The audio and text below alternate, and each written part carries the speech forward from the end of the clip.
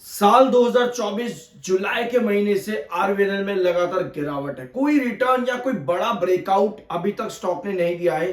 लगभग 1.5 साल हो चुका है। ऐसा क्यों है कि कोई भी रेलवेज के स्टॉक्स नहीं चल पा रहे? ऑल्दो ये एक रीजन मैं आप लोगों के साथ कई बार रख चुका हूं। रेलवेज के लिए जो एलोकेशन पिछले 2 फाइनेंशियल ईयर्स में डिमांड थी वो नहीं मिला है रेलवेज को, लेकिन आने वाले फाइनेंशियल ईयर के बजट से उम्मीदें हैं 12% एलोकेशन इंप्रूव करने की। लेकिन क्या सिर्फ और सिर्फ यही एक फैक्टर है कि रेलवेज में आपको तेजी नहीं मिल रही? क्या एक पूरा फाइनेंशियल ईयर ऐसा हो सकता है कि बजट ना आने का, यहां पर बजट के एलोकेशन के इंप्रूवमेंट का वेट करने के चक्कर में कोई स्टॉक इतना ज्यादा गिर जाए? तो इसके लिए आपके पास आते हैं डिफरेंट फैक्टर्स। आज इस वीडियो में बात करेंगे आरवीएनएल लिमिटेड के बारे में। नेक्स्ट जो वीडियो आएगा वो आपको मिलेगा इरकॉन इंटरनेशनल पर। इस वीडियो में हम डिस्कस करेंगे कंपनी के facts, fundamentals, financials. Although RVNL पर या पर रेलवेज पर आप ऑलमोस्ट हर महीने या ऑलमोस्ट हर दूसरे हफ्ते सुनते होंगे कि एक नया लेटर ऑफ अलॉटमेंट कंपनी को मिला है, एक नया प्रोजेक्ट कंपनी पर आया है। जैसे कि आप यहां पर देख सकते हो, एक एलओए कंपनी को मिला, south eastern railways, north eastern railways, southern railways.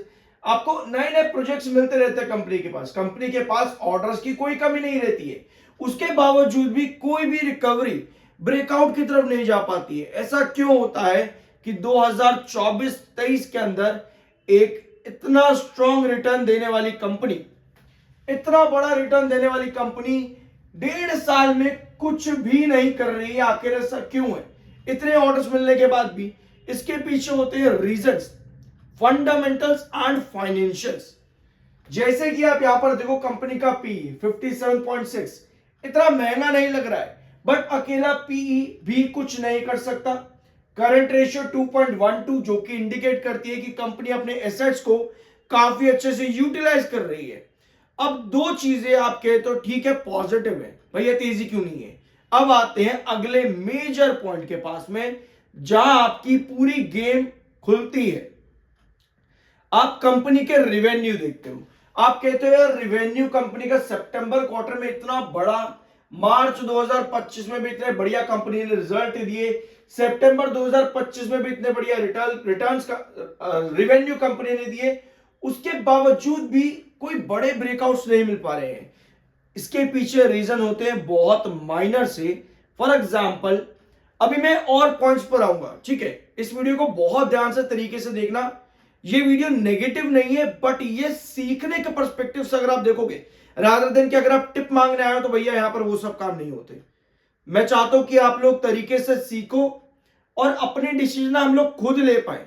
हमें किसी के पास जाकर के गिड़गिड़ाने की जरूरत ना पड़े कि भाई मुझे बता दे मैं क्या करूं। भाई मेरा पैसा है, मैं अपने पैसों को अपनी मर्जी से चलाऊंगा। मुझे किसी के पास जाकर के जरूरत नहीं है पूछने की कि भाई मैं कैसे इसको इस्तेमाल करूं। I am NISM certified, CB registered, exam clear है। सर्टिफिकेशन आपको यूट्यूब मेरे मिल जाएगा, जरूर देख लेना। और ज्वाइन करना चाहते हो, मुझे सीखना चाहते हो, तो डिटेल्स आपको डिस्क्रिप्शन में मिल जाएगी। कंपनी ने क्या किया? कंपनी ने एक बढ़िया इंप्रूवमेंट दिया 2023 से शुरुआत करते हुए। कंपनी बढ़िया रेवेन्यू ग्रोथ पर चलती गई, ठीक है? बीच बीच में थोड़ी बहुत कमी भी कंपनी पर आई, जैसे यहां पर कमी आई और यहां पर फिर कंपनी ने बढ़िया इंप्रूवमेंट दिया।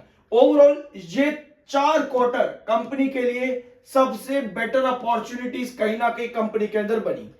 जून 2024 जहां कंपनी का रेवेन्यू ग्रोथ गिरा, और यहीं से पूरी कहानी कंपनी में पलट जाती है। यहीं से ही पूरा गेम कंपनी का पलट जाता है। यहां कंपनी देती है जून के क्वार्टर और उसके बाद से लगातार गिरावट। अब क्या एक क्वार्टर ने कंपनी को 1.5 साल तक गिराया? नहीं, एक क्वार्टर ने नहीं, बल्कि पूरे लगातार अगर हम यहां पर देखें, जून के बाद से किसी भी क्वार्टर में कंपनी ने कोई ग्रोथ शो नहीं करा है। भले ही आपको रिवेन्यूज पर जंप मिल रहा हो, यहां पर भले ही रिवेन्यूज पर जंप हो, लेकिन ग्रोथ नेगेटिव में है। ऑल्दो सितंबर 2025 में कंपनी ने 5% का पॉजिटिव ग्रोथ दिया था, 5% का, लेकिन शेयर में आपको तब भी गिरावट ही नजर यहां पर आई है।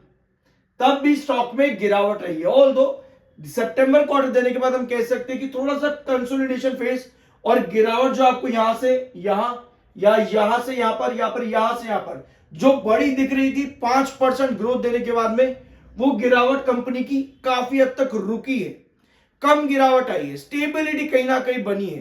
तो ऐसे में आपको समझ में आता है कि अच्छा, ये बहुत मेजर पैटर्न है जिसको हमें समझना जरूरी है, क्योंकि जब तक कंपनी जून 2024 के पहले तक प्रॉफिटेबल ग्रोथ दे रही थी, तब तक हमको तेजी दिख रही थी। तो एक और फैक्टर आपके सामने जुड़ जाता है, लेकिन इतना ही काफी नहीं है, आप अभी सब कुछ नहीं समझ गए।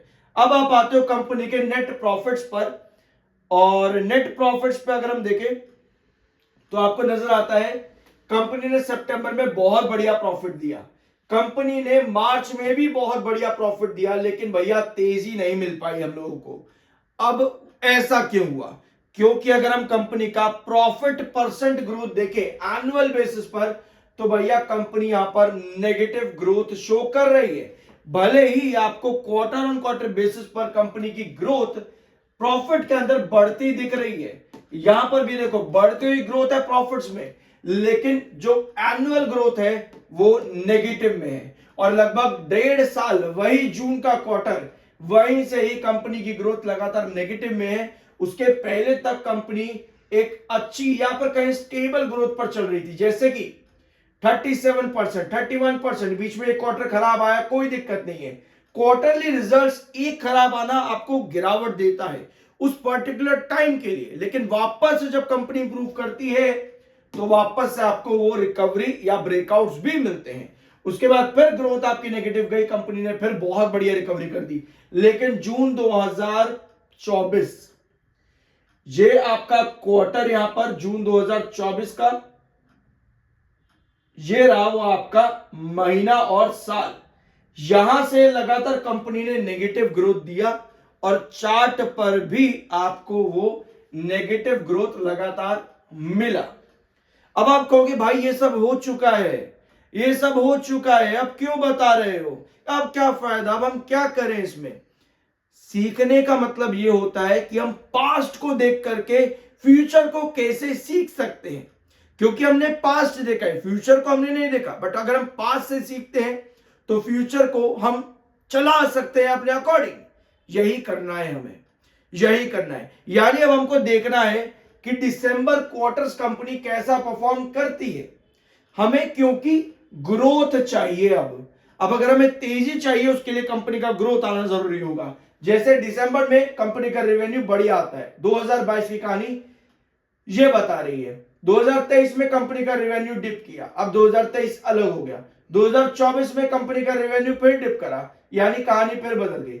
यानी कहीं ना कहीं हमको लग रहा है, दिखाई दे रहा है यहां पर कि कंपनी दिसंबर क्वार्टर वीक दे रही है। बस एक साल कंपनी ने अच्छा इंप्रूवमेंट किया था, बाकी ऑलमोस्ट 2 साल मेजॉरिटी में कंपनी वीक परफॉर्म कर रही है। तो ऐसे में क्या हम उम्मीद कर सकते हैं कि कंपनी 5% का तो ग्रोथ दे दे? अगर कंपनी वीक परफॉर्म कर भी रही है तो कितना? क्या कंपनी 4900 करोड़ के रेवेन्यू पर आ जाएगी? क्योंकि अगर हम यहां पर देखेंगे कंपनी का ग्रोथ 5% है, क्योंकि कंपनी ने लगभग 300 करोड़ के ऊपर का रेवेन्यू जनरेट किया ईयर ऑन ईयर बेसिस पर, तब कंपनी 5% की इंप्रूवमेंट पर आई है। यानी अगर हम 400 करोड़ भी मार्क मान के चलते हैं कि चलो 4900 करोड़ कंपनी का रेवेन्यू आ जाता है, यानी कितना? लगभग 400 करोड़ का इंप्रूवमेंट। क्या कंपनी 400 करोड़ में 5% के ऊपर का ग्रोथ नहीं दे सकती? इसका मतलब यह है कि कंपनी में आने वाले क्वार्टर्स में स्टेबिलिटी बन सकती है, और स्टेबिलिटी अगर बनती है और उसके बाद कंपनी का मार्च क्वार्टर बहुत बढ़िया परफॉर्म करता है, इसका मतलब यह है कि आने वाले 2 क्वार्टर के अंदर कंपनी में वापस से रिकवरी भी देखने को मिल सकती है। यानी आपके पास पॉसिबिलिटीज काउंट हो रही है। यहां पर दिसंबर क्वार्टर अगर हम फ्लैट भी लेते हैं, मार्च क्वार्टर में इंप्रूवमेंट आने के चांसेस है। अब इसी के साथ में इसे हम कैलकुलेट करेंगे कंपनी के प्रॉफिट्स पर। क्या कंपनी ये नेगेटिव प्रॉफिट ग्रोथ को भी इंप्रूव कर पाएगी? तो इसकी पॉसिबिलिटी कितनी बनती है, इसे भी आप इसी तरीके के फॉर्मूले से कैलकुलेट कर सकते हो कि कंपनी कैसे रेवेन्यूज जनरेट कर रही है और ग्रोथ कैसा आ रहा है, उसके हिसाब से कंपनी कैसे प्रॉफिट बना रही है और उन पर ग्रोथ कैसे आ रहा है। आई होप कि अब आप कर पाओगे इस चीज को। देखो यार, कोई भी कंपनी जब भी रिजल्ट्स देती है, हम उसे ऊपर ऊपर से समझते हैं। हम कहते हैं भैया बढ़िया रेवेन्यू, तेजी आएगी, बढ़िया प्रॉफिट, तेजी आएगी, और कंपनी उल्टा गिर जाती है। आप कहते हो ऑपरेटर गेम है भैया, एफआईएस डीआईएस, कंपनी के ऑपरेटर ही चल रहा है, प्रमोटर बेच रहे, खरीद रहे, रिटेलर को बाहर निकाल रहे हैं। Financials, technicals, research, analysis, market में ये चीजें काम करती हैं। ऑपरेटर भले ही बीच में आते जाते रहते हैं, लेकिन इतनी ट्रेंचेस में गिरावट इस तरह से ऑपरेटर भी नहीं चलाते। अगर कंपनी फाइनेंशियली अच्छा काम कर रही है, कंपनी का बिजनेस स्ट्रांग है, तो इस तरह का ऑपरेटर गेम या फिर ट्रैपिंग चलती है पेनी स्टॉक्स में यूजुअली, या पर जहां पर प्रमोटर आपको क्लियर कट दिख रहा हो कि यहां प्रमोटर एग्जिट कर रहे हैं, वहां पर होता है इस तरह की ट्रैपिंग। लेकिन आप हर कंपनी को एक ही वैल्यू पर नहीं देख सकते कि भैया ट्रैप किया जा रहा है, रिटेलर को बाहर निकाल रहे हैं। कंपनी का ये काम नहीं है। कंपनी इससे बढ़िया बिजनेस करके हजारों करोड़ का रेवेन्यू जनरेट कर लेगी, टर्नओवर जनरेट कर लेगी। कंपनी का ये काम नहीं है कि भैया रिटेलर का माल खींचो, 2 शेयर वहां से है, 4 शेयर वहां से है। तो हर चीज को इवैल्यूएट करना जरूरी है, मार्केट में सीखना जरूरी है, हर दिन ग्रो करना जरूरी है। तो कंपनी का ये इंप्रूवमेंट अगर आने वाले क्वार्टर्स में आता है, तो यस, आपको शेयर पर भी इंप्रूवमेंट देखने को मिलेगा। इन चीजों को विजुअलाइज करो और सीखने को आपको बहुत कुछ मिलेगा, और आपको कभी किसी के पास जाकर के पूछना नहीं पड़ेगा कि भाई मैं क्या करूं, मैं क्या करूं, मैं क्या करूं। और इसी के लिए आपको मेरा दूसरा YouTube चैनल पर यह वीडियो जरूर देख लेना, how to read fundamentals part 1 कल ही अपलोड किया गया है। लिंक डिस्क्रिप्शन बॉक्स में बहुत सी इंफॉर्मेशन आपको वहां पर भी मिल जाएगी। I am NISM certified, subscribe जरूर कर देना। मिलता अगले वीडियो में।